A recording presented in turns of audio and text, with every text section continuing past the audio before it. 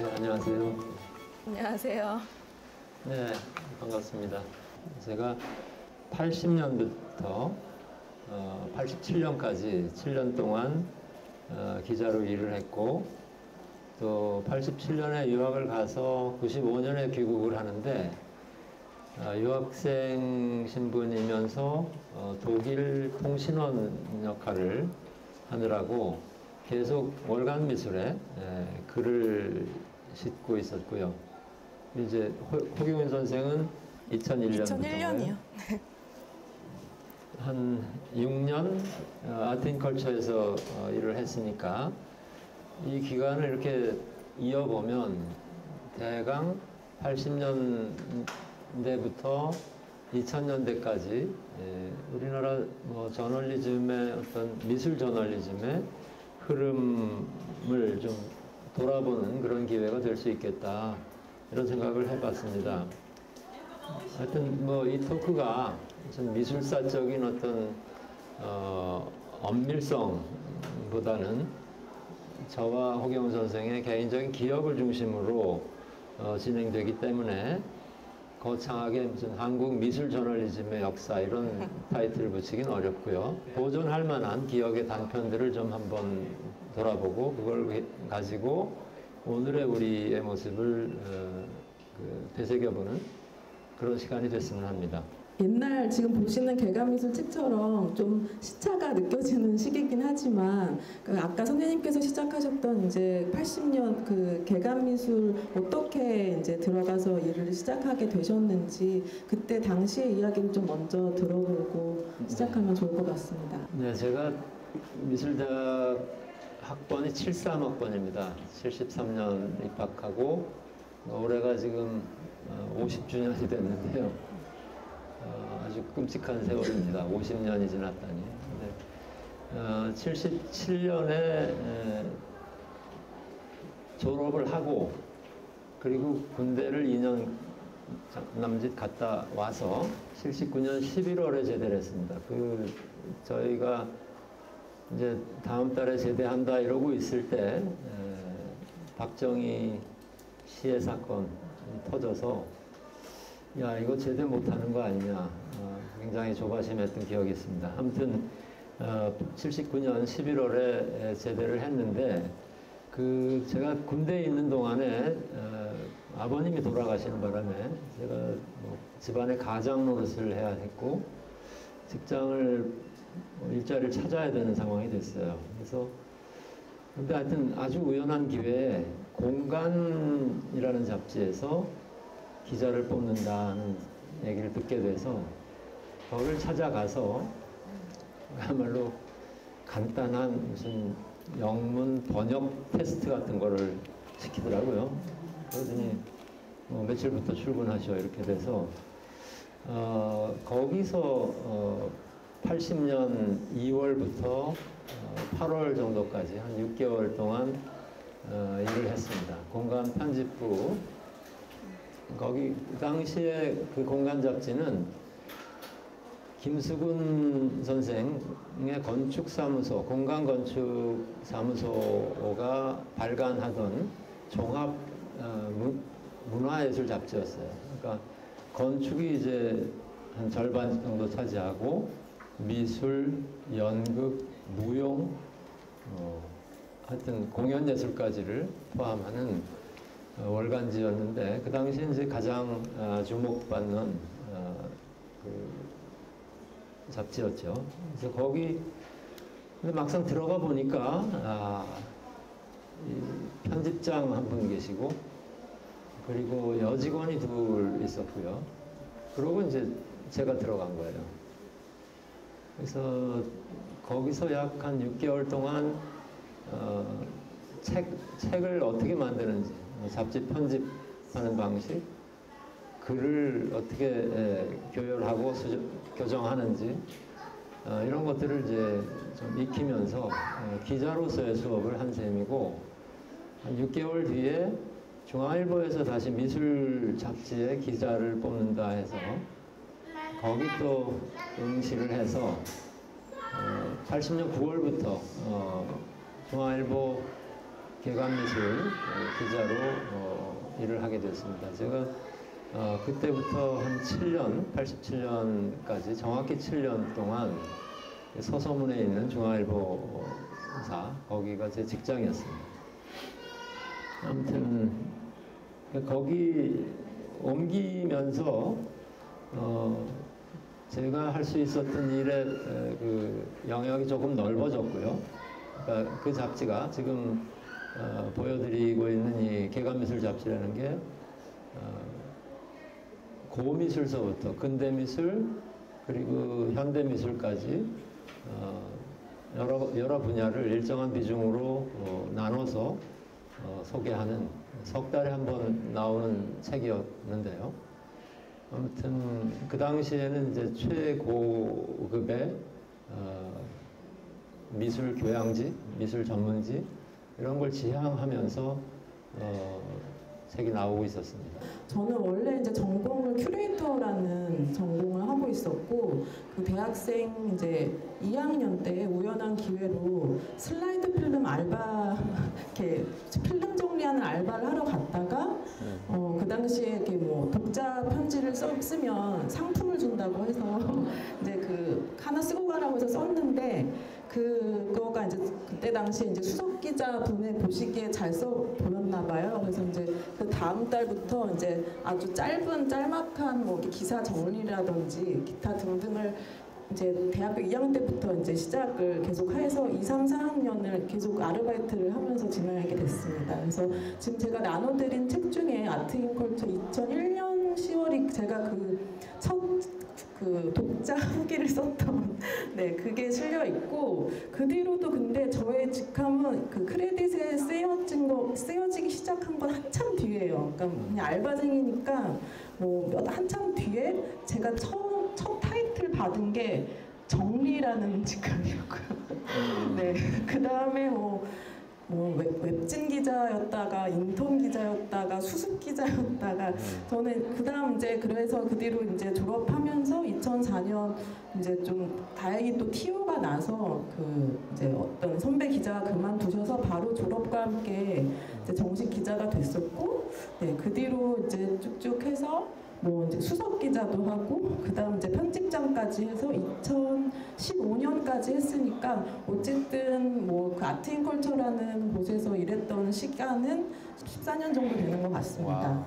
그래서 이제 아무튼 저는 그러니까 저의 유일한 풀타임 직장 딱 한 곳이 거기라서 제가 일했을 때 좀 장점이라 한다면 그런 어떤 저희 같이 일했던 그런 분들과 함께 특히 이 미술 잡지의 어떤 과도기랄까요? 아까 제가 처음 시작했던 슬라이드 필름, 다시 말해 디지털 카메라나 인터넷이 잘 없어서 그때 당시에는 필자분들이 원고를 써갖고 이제 잡지사에 오신다든지 뭐 이제 보도 자료를 들고 이제 슬라이드 필름과 함께 뭐 잡지사에 이제 홍보를 하러 오신다든지 그래서 제가 학생 때는 좀 돈은 얼마 못 받았는데 거기에 있으면 제가 학교에서 배우던 그 교재를 지으신 어떤 평론가분들이나 뭐 제가 이제 좋아했던 작가분들을 이렇게 실제로 볼 수 있는 그런 신기함에 되게 재밌게 그때는 이제 어렸을 때는 일을 했던 기억이고 뭐 이제 그러다가 좀 이제 여러분도 아시다시피 디지털화 되면서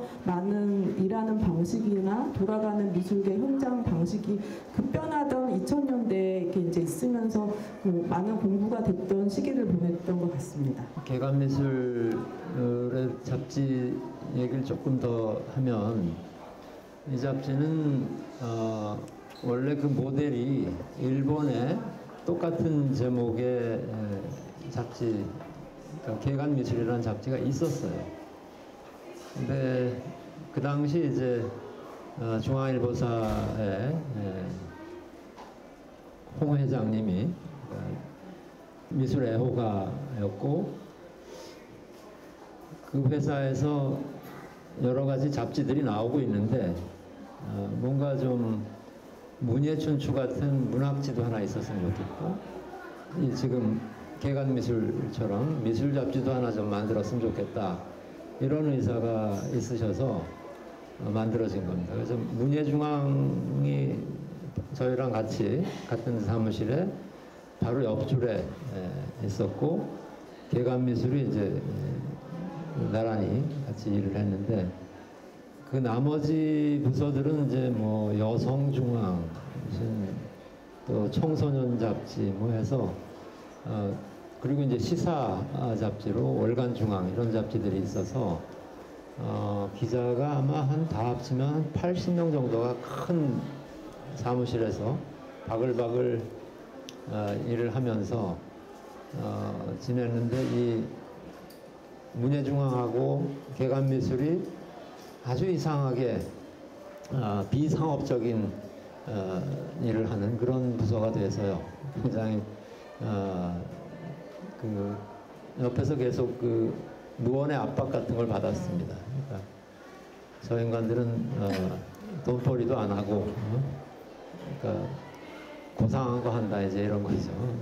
연예계 스캔들 쫓아다니는 기자들도 옆에 있고 시사 문제로 뭐 정치인들 만나서 칼럼 르포하는 기자들도 많고 한데 여기만 그냥 이렇게 고상하게 미술 얘기하고 있다 이런 그 불평도 좀 듣고 했었습니다. 근데 이 오너의 그야말로 전폭적인 지원 때문에 재정적인 압박을 덜 받았던 거죠. 이제 초기에 제가 들어갔을 때 상황이 조금씩 이렇게 변하고 빡빡해지기 시작하는 게 아마 84년, 5년 이 무렵일 겁니다.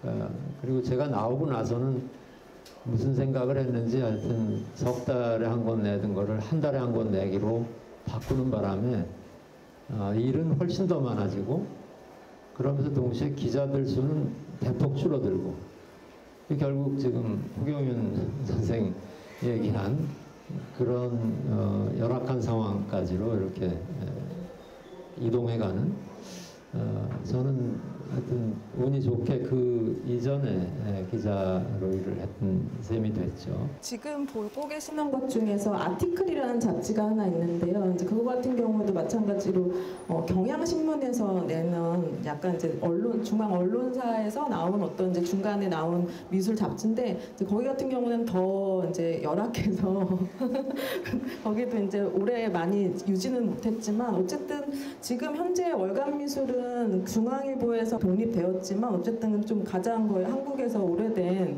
미술 잡지로 이제 역사를 하고 있는 점은 아무튼 되게 의미 있는 일이라고 생각하고요. 그다음에 그다음 아트인 컬처가 99년도에 창간을 했고 그다음에 이제 미술 세계라든지 그다음에 퍼블릭 아트 이런 미술 잡지들이 2000년대 초반 뭐 이렇게 전후에서 많이 나오게 되었습니다.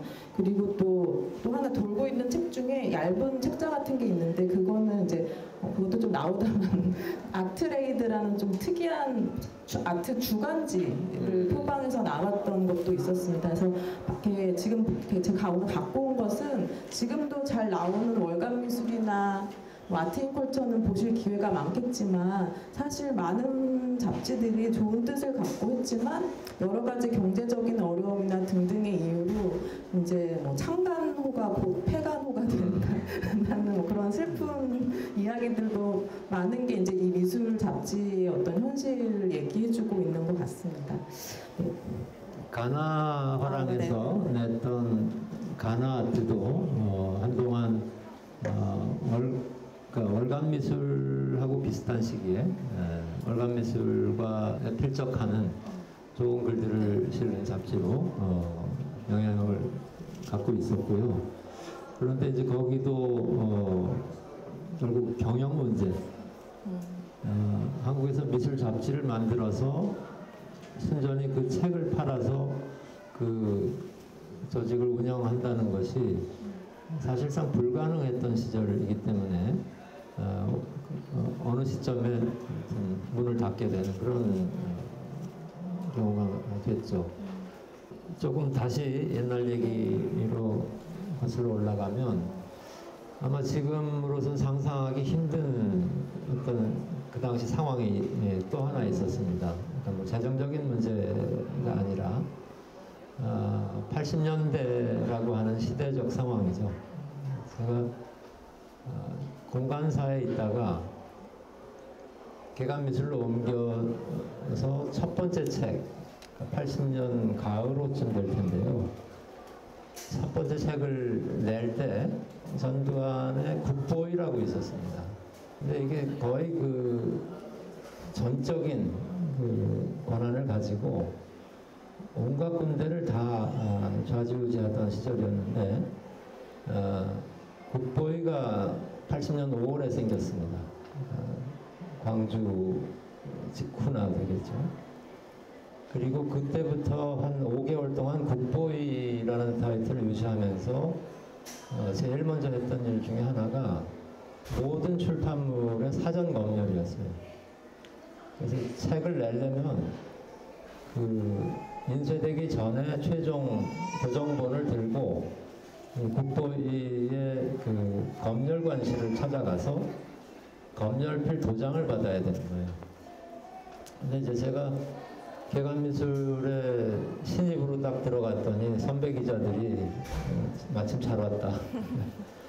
요거 시청에 가면 검열관실이 있는데 거기 가서 검열 좀 도장 좀 받아와라. 해서 이제 갔던 거예요. 근데 카프카의 소송이라는 소설 보신 적 있어요? 그 풍경, 그 검열관실이라는 곳의 풍경은 정확히 그런 거였어요. 그러니까 서울시청, 지금 껍데기만 남아 있는 그 돌로 된 서울시청 건물 앞에 헌병이 총을 들고 서 있고 그 사이를 통과해서 들어가면 바로 그 로비에서 굉장히 가파른 폭넓은 2층으로 올라가는 계단이 있었어요. 돌계단이. 거기로 올라가면 왼쪽에 큰 홀이 하나 있는데 거기도 이제 헌병이 서 있죠. 그 안으로 들어가면 이제 책상들이 뭐 가득 차 있고 위에다가 팻말을 뭐 시사, 문화, 교양, 문학 이런 식으로 팻말을 달고 있고 그 앞에 이제 저처럼 검열을 받으러 온 사람들이 쭈그리고 앉아서 끝날 때까지 기다리고 있는 그런 모습인데 이 풍경은 저한테 잊을 수 없는 풍경이에요. 하여튼 빼곡하게 들어 앉아서 그 검열관들이라는 사람들도 대학을 먹고 글줄이나 읽은 사람들이니까 그 일을 하는 건데 한쪽에는 기자나 편집자들이 와서 그들의 판정을 기다리고 있고 다른 한쪽에는 빨간 색연필을 가지고 이걸 빼라 저걸 빼라 이거 교체하지 않으면 책 못 낸다 이런 식의 이제 메모를 휘갈기는 관리들이 앉아 있는데 아무튼 그 당시에 제가 홍성담의 라면 먹는 사람들이라는 사람이라는 그림이 있는데 그거를 돼지꼬리에서 삭제. 그 장면들을 저는 하여튼 기억을 합니다. 그 당시에 그 검열 사전 검열은 한 2차례 하고서 끝이 났어요. 그 검열은 없어졌는데 여러분들 뭐 지금 다 아시다시피 언론사들의 그 보도 지침이라는 것을 그냥 매일같이 전화가 오는 거예요. 편집국장한테. 이걸 넣어라, 이걸 빼라. 그런 식의 이제 보도 지침은 80년대에 계속해서 있었고 또 어쩌다가 기사가 잘못 나가거나 하여튼 마음에 안 드는 기사가 나가면 담당 부장, 담당 기자, 뭐 외부 필진까지 쥐도 새도 모르게 끌려 들어가서 한 이틀 두들겨 맞다가 나오는 거예요. 그런 일들이 바로 옆에서 일어나는 거예요. 이번에 뭐 문화부에 박범신이 소설을 썼는데 거기 한 대목이 뭐에 걸려서 문학 담당 기자, 문화부장, 박탐식까지 들어갔다 나왔다 뭐 이런 소리를 일상적으로 듣는 시절이었습니다. 그러니까 그런 시절에 그 언론사의 분위기라는 거는 웬만하면 그런 일을 안 당하게끔 자체 검열을 해야 되는 그런 분위기였어요. 근데 어쨌건 개간미술의 그 선배 기자들이 아무튼 그래도 미술에서 중요한 얘기들은 우리가 하자 그런 생각들을 가지고 기자 일을 했던 거예요. 그래서 지금은 이제 뭐 많이 이렇게 정리가 됐지만 그 당시 제일 뜨거웠던 쟁점이 민중미술을 어떻게 봐야 되느냐 하는 거였어요. 그리고 이 민중미술을 대단히 이렇게 불온한 좌경, 사회주의, 그 사주를 받은 이상한 놈들이 하는 거다. 이런 이제 인식이 굉장히 일반적이었는데 개간미술은 그 문제를 제대로 쟁점화해서 두 진영의 논리를 같이 소개하고 독자가 거기서 어떤 판단을 하게 하는 그런 걸 지향하면서 사실 민중미술의 그 여러 이론가들의 글과 또 토론과 이런 것들을 지속적으로 실게 됐고 중요한 작가들, 미술가들을 집중 소개하는 그런 그 특집 기사들을 계속해서 내게 됐었습니다. 사실 이런 것들은 개간미술의 부장이나 주간 입장에서는 상당히 불편한 일이죠. 근데 그 당시에 하여튼 돌아가셨는데요. 이종석 주간이라는 분이 문화부 기자로 오래 하셨던 분인데 이분이 불편해하면서도 기자가 이 정도는 해야지 이런 말씀하시면서 아주 든든한 바람막이 역할을 해주셨어요. 그래서 그런 일들을 할 수 있었던 거, 그건 저한테 굉장히 저널리즘으로서 해야 될 일을 하는데 참여했었다 하고 하는 그런 자부심으로 남아 있습니다. 그 당시 얘기 조금만 더 하면 아마 제가 지금 정확히 찾아보진 않았는데 83년쯤 될 거예요. 83년에 한국의 미술계에서 최초로 친일미술가들의 행적을 특집으로 다뤄서 상당히 큰 문제를 일으켰던 적이 있습니다. 그게 이제 개간미술의 친일 잔재 청산 뭐 이런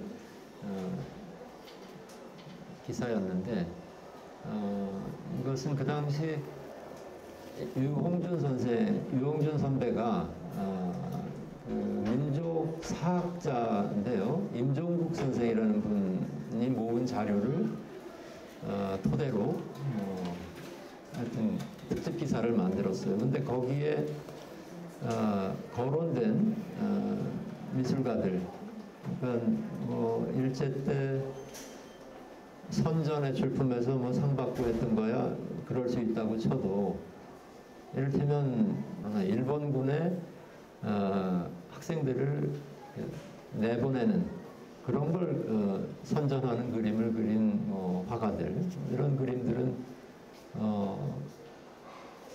명백히 친일 미술로서 평가가 다시 돼야 되는데 그거에 대한 언급이 전혀 없었던 거예요. 그동안 미술계에서는. 그분들이 다 미술계의 원로로서 중요한 위치를 차지하고 있고 이렇기 때문에 아무도 그 문제를 엄두를 못 냈었던 거죠. 근데 그거를 개간미술에서 특집으로 다루게 됐고 이분들이 뭐 난리가 났죠. 그러니까 그 옛날 그 부끄러운 얘기들이 다 노출이 되니까 이분들이 신문에다가 꽤 큼지막한 광고를 실어서 이 규탄 성명서 같은 걸 실었습니다. 조선일보, 동아일보 이런 데다가 이제 해서 그리고 항의 방문하고 아무튼 그래서 그 당시 한동안 굉장히 시끌벅적했었어요. 근데 그 문제도 역시 이제 우리 그 이종석 주간께서 이거 안 하는 게 이상하다. 우리나라 여태 이 문제 얘기 안 한 게 이상하다. 그래서 그걸 당당하게 맞서서 막아주셨습니다. 굉장히 그러니까 아무도 언급 안 했지만 그 당시 개간미술의 굉장히 큰 정신적인 지주 역할을 하셨던 분입니다. 아무튼 그런 사건이 있었고요. 그런 일들이 아무튼 제가 그 7년 동안 기자로서 일을 하면서 그래도 미술사에 의미 있는 사건으로 남을 만한 일들이었다. 이런 생각이 들어서 말씀드렸습니다. 당대 미술 현장이랄까요? 아니면 또 그때 사실은 선생님도 계속 작업에 꿈을 놓지 않았던 걸로 알고 있는데 뭔가 작가로서나 아니면은 또 함께 동료 주변의 평론가나 동료 작가분들의 그런 활동하고는 또 어떻게 이 잡지 기자 생활하고 이렇게 병행하셨는지도 좀 말씀해 주시면 좋을 것 같아요. 그러니까 제가 사실 생각지도 않게 미술대학 졸업하고서 미술잡지 기자가 돼서 처음 고민했던 거는 미술잡지의 그 편집자, 기자 이런 역할을 한다는 것은 결국 미술계에 어떤 경기가 있다면 그 경기의 심판 역할을 하는 것이다. 그런데 그 일을 하면서 다른 한쪽으로는 내가 선수로 뛰려고 한다 하는 게 부당하다는 생각을 하게 됐어요.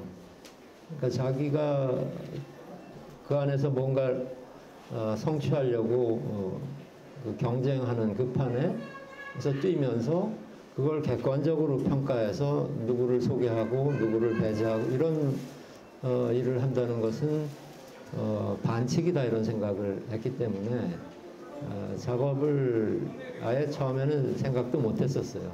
뭐 또 다른 그 원인으로는 80년 광주 이후에 내가 해온 미술이라는 것이 너무나 내가 생각했던 미술이라는 것이 너무나 무기력한 미술, 사적인 그 감상을 그냥 토로하는 그런 것인데 이게 과연 이 시대에 의미가 있을까 이런 이제 그 고민과 자각 또 작업을 못하게 발목을 잡았던 그런 요인이 되는데 중요한 건 하여튼 기자하면서 전시하는 거 이게 할 일이 아니다 이런 생각을 하게 됐던 거죠.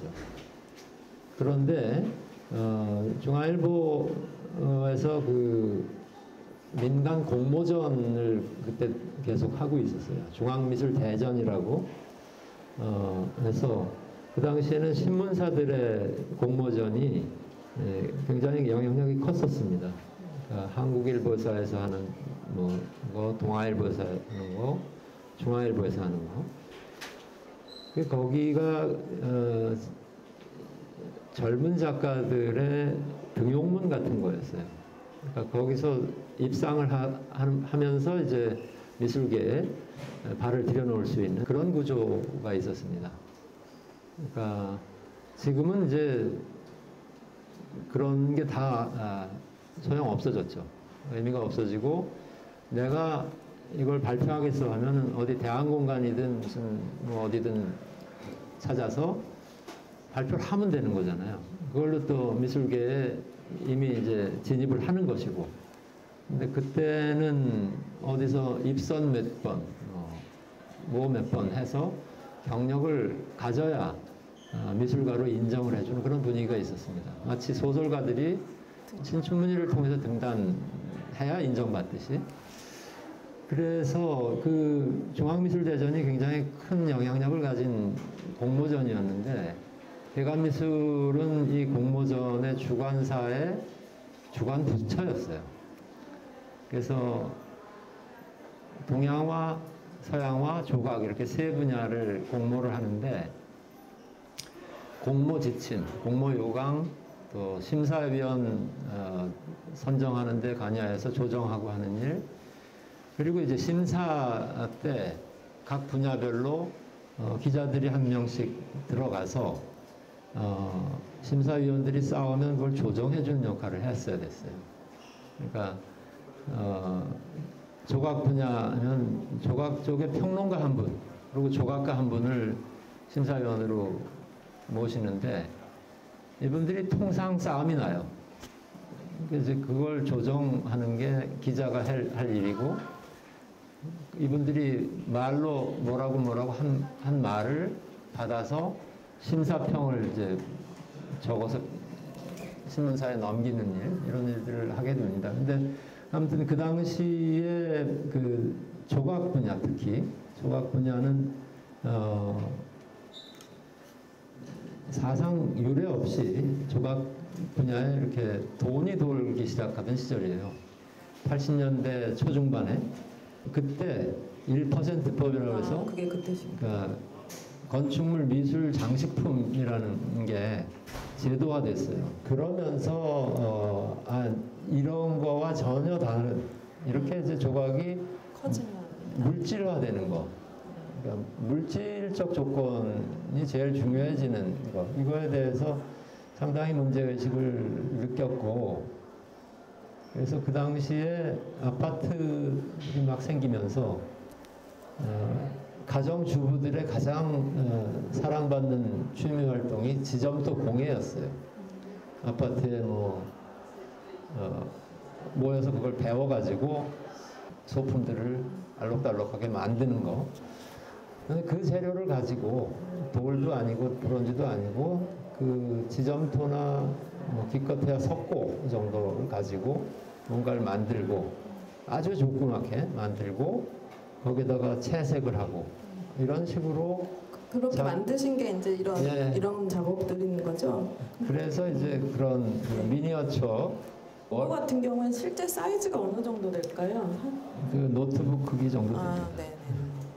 그거보다 조금 가까이 펼쳤을 때 크기 정도 되겠네요. 네. 저 작품은 언젠가 아무튼 대학생들이 그 덕수궁 돌담길에 있는 미국 대사관 숙소죠. 거기를 항상 이제 경찰들이 서 있었는데 담을 넘어 들어갔어요. 들어가서 시위를 하다가 이제 연행당한 사건이 있었는데 그 길이 제 출근길이었거든요. 83년, 82년 때. 그거를 그 사건을 약간 입체로 만들어진 시사 만화 같은 방식으로 조그맣게 재현했던 그런 작품이죠. 그러니까 그런 방식의 일러스트레이션, 그러니까 소규모 입체 일러스트레이션, 그런 게 그 당시 작업들이었던 것 같아요.